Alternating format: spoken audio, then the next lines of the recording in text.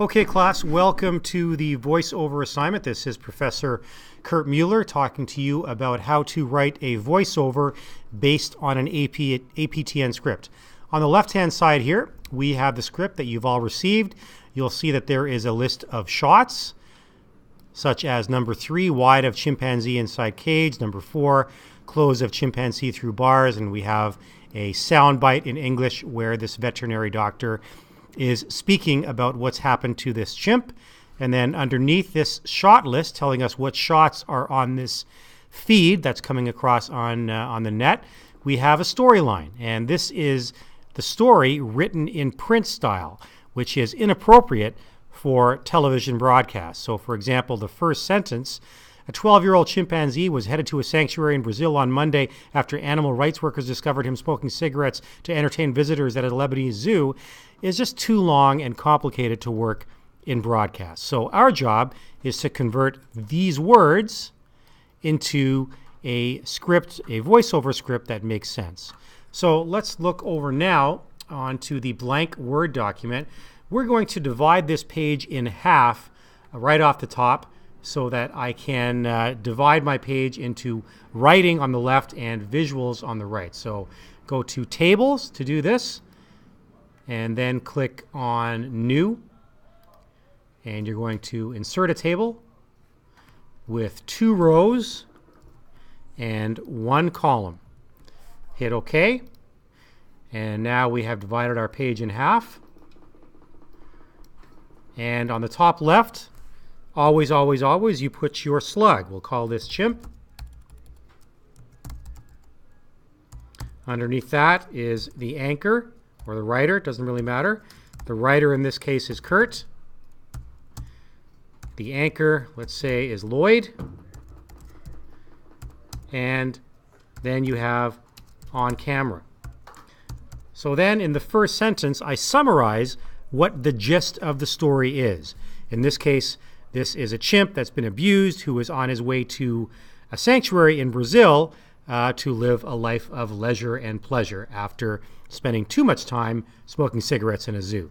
So we'll write that sentence. I'm not going to give you the sentence. I'm just going to give you the outline. So sentence giving the latest and summing up the story. And maybe one more sentence as well. So I'll just say blah, blah, blah, blah, blah. Then after that, we need to say take VO. At this point, just like in the instructional video that I showed you with Lisa LaFlamme, at this point we'll continue to hear the anchor's voice, but we will see visuals that we have pre-selected. So from this point on, anything written here